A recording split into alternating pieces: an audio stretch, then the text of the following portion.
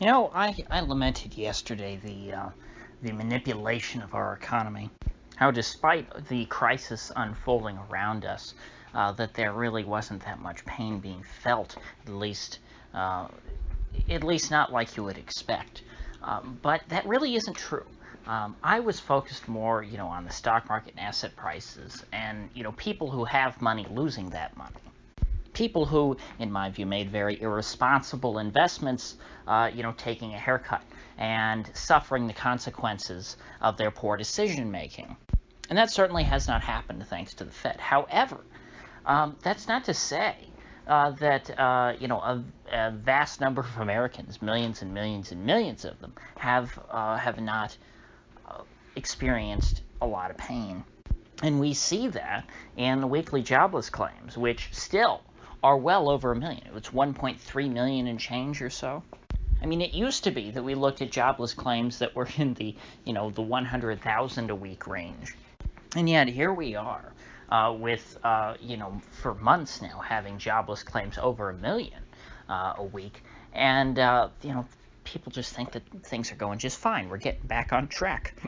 And I think the reason for that is because so many people, who do have a voice in this country are the folks who are in a more comfortable position thanks to the Fed, folks who are not in these super, low tier, low ends of the workforce that are getting culled. And so I think that what we're witnessing actually is just a massive increase in inequality to where the poor are getting substantially poorer, and the folks who are sort of in that middle tier, like upper middle class, I'd say, the folks who have some assets, are doing about as good as they were. They might be doing a little worse, certainly, because business is down for everybody, but they haven't been wiped out. And we see this in home sales. I mean, home sales haven't dipped really at all. And you would expect that if everyone was hurting, well, then people wouldn't be going out buying a new house, yet people are. Home prices haven't collapsed or anything like that. They don't seem to be like, they don't seem like they're going to collapse anytime soon. But of course, these things take time. But the way that you can sort of predict falling home prices is if sales start declining. If sales start declining, then people are going to have to lower their price to attract more buyers. And we're not seeing that because the folks who are buying houses, are people who already have assets. And those who don't have assets, and are on the poorer end of home ownership or are renters, well, they are receiving their unemployment plus that $600 a month check, which may or may not be enough to cover their rent or their mortgage. I'm sorry, did I say $600 a month? I meant $600 a week. And so if you were a two-income household, I believe you would actually get a full $1,200 a week just from the federal government, then plus your normal unemployment checks. So I think that we're not going to see really any change in what's going on, assuming that Congress keeps all this stuff up, which they are, and this is about to expire. But I'm not too concerned that Congress won't be able to agree to spend more money. And maybe because there's so much money flooding into the accounts of these unemployed people, that they're not going to be really concerned in the disparate impact on the poor that this whole crisis is having.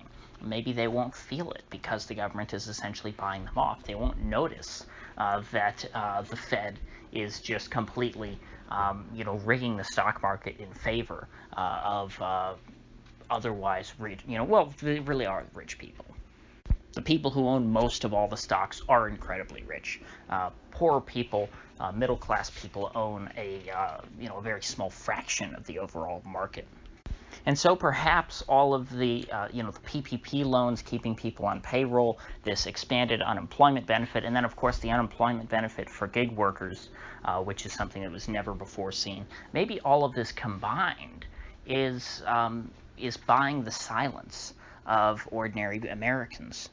And so maybe, the folks who have been out in the streets, who I, posited before, the folks who were rioting, I thought were angry, had a lot of anger built up, and I thought it was tied to, what's been going on with the economy. But maybe that was wrong. Maybe they were just bored. Maybe ordinary people have been pacified and they're very happy to accept their crumbs. Perhaps the lower classes in America have been pacified just in the same way the stock market's been pacified. I mean, the stock market is like a docile pet of the Federal Reserve. And considering what I was talking about yesterday, to where it doesn't seem to be any end in sight to this current crisis, to the real part of the crisis, then perhaps what we should expect, and I know I'm saying perhaps a lot in this, in this video, and I don't mean to, but I'm really just thinking out loud today. But perhaps the new normal really is that, we will live in a Fed-driven society. I mean, we can say that this has never been tried before, but it has. It's been tried in the Weimar Republic in Zimbabwe and Argentina and plenty of other places, to where you run a society entirely based off of printed money. And in those cases, things didn't go well. But there's so much hubris, associated with the U.S. and with the dollar. And of course, you have the dollar's world reserve currency status, which which makes it quite the juggernaut. But if we really are going down this road, and there's no hope to undo any of this, I think that this will go down in history as one of the greatest economic experiments of all time. This truly is the greatest test you could ever ask for, to see if inflation is ever a problem. And who knows, perhaps in 10 years we will all be living on Fed printed money, doing nothing every day, just sitting at home collecting a check. And people like me will seem like relics of the past, whoever worried about it. Now, I doubt that still, but it's hard not to look at the situation today to see that what we're in right now is the worst case scenario that people who consider themselves enemies of the Fed have always worried would happen, getting to a point to where the Fed is just spending money everywhere and pumping up everything, paying people not to work, paying the stock market just to go up, doing everything that you would expect of Venezuela or Weimar or Zimbabwe, and yet nobody seems concerned. I really do feel all alone, in my concerns about this. Of course, there are plenty of alt-media people, who worry about this stuff, but we're crazy kooks. Where are the mainstream people coming out? I mean, sure, there are plenty of guys that you can now, mainstream Wall Street guys, will go on TV and say, boy, what the Fed's doing is crazy, but I'm going to buy Tesla.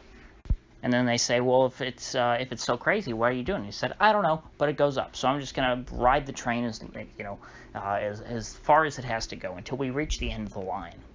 And maybe that's the best way to sleep at night. I mean, to me, though, if I were doing that, I wouldn't be able to sleep at night. I'd be so worried about when does this crazy dream end? When do we wake up and smell the ashes, to paraphrase the G-Man? In a world where some people can make more money by being unemployed than having a job, does the unemployment number really mean anything? I'm not being facetious. I honestly don't know anymore, because I see these numbers. They look terrible on paper. Over 1 million people unemployed every week. You think about it. That's 1 million lives, just sort of put in flux. People's, you would think their entire being uprooted, saying, oh, how am I going to pay for the rent? How am I going to buy food? Am I going to get clothes for my kids? And then, all of a sudden, their, federal plus state unemployment checks, maybe over maybe over $800 a week, start rolling in. And I think to myself, boy, I could live pretty comfortably off of that money. I mean, $800 a week comes out to like, $42,000 a year. You're not rich, but I mean, you certainly aren't dirt poor. You're doing fine. You're well above poverty. That is, until the dollar takes a dive. But I don't know. Where is it? When are we going to start seeing it? I'm still waiting. Obviously, the Fed lies. Inflation is higher than they say. They do a lot of clever tricks to cover inflation up. But they can't. If it was really that bad, then people would be feeling it right now. then all of this money that they're printing wouldn't be having any effect on people's lives. The fact of the matter is, the dollar will still buy you goods. And as long as that's the case, I think we'll just be stuck here in purgatory. It doesn't matter who wins or who loses in November. That has cultural implications, sure. But I mean, in terms of, the life and death of America, I don't, if Biden gets in, the Fed's not going to stop. If Trump gets reelected, the Fed's not going to stop. And nobody cares. I don't know. If you gain anything of value out of this video, I'd appreciate you clicking that like button and sharing this video. And if you haven't already, please do subscribe, because I do upload every day and I'd hate to have you miss one. So I'll see you folks back here tomorrow.